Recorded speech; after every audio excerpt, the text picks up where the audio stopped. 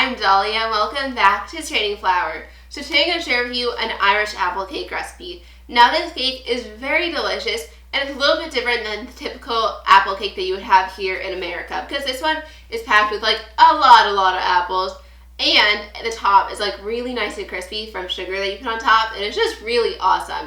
And I always think it's super fun to try new things, so I decided to try it out, and then once it came out amazing, I decided to share with you guys. So let's get started.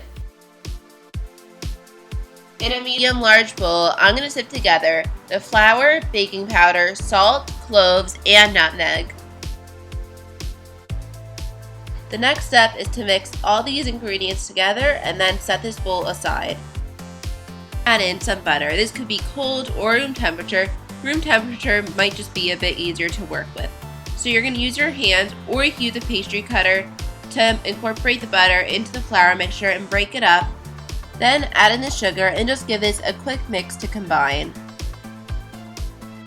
So you're going to cut off the sides of 4 apples and then cut each of the chunks into 1/4 of an inch wide wedges, and then cut each of those into about 3 to 4 pieces. Now I'm going to dump all the cut up apples into the bowl with the flour and mix it up. So in a measuring cup, I've measured out some milk and poured in eggs, and then just whisk this until combined. Add the milk mixture over the apples and then fold it using a rubber spatula and mix it until you have a really thick batter. Over here I have a 9-inch pan which I've greased and lined with parchment paper, and I'm just going to pour all of my batter into it. Then use a rubber spatula or knife just to evenly distribute the batter in the pan. Before baking, sprinkle some sugar over the top of the cake, and this will give it a really nice crispy texture once it is baked. Now you could bake this cake at 375 degrees Fahrenheit for 45 to 50 minutes, or until a toothpick insert into the center of the cake comes out clean.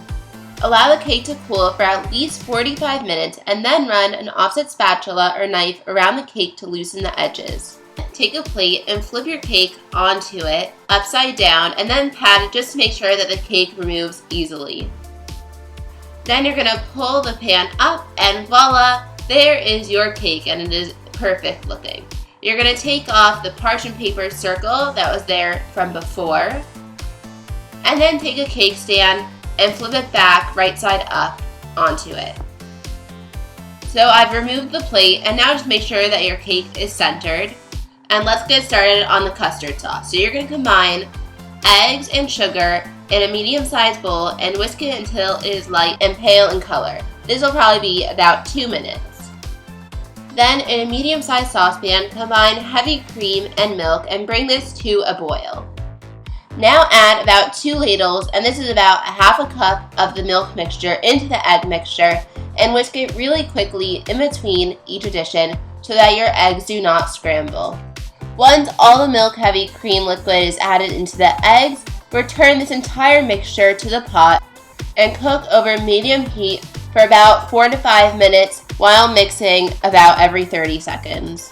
Now I've already strained this mixture to remove any lumps, and now I'm just whisking it for about 2 minutes just in case there are any clumps in it. Everything will get broken up. So I've just cut a piece of the apple cake, and I'm going to pour a really generous amount of the custard sauce on top. And doesn't that look just so good? Thank you all so much for watching.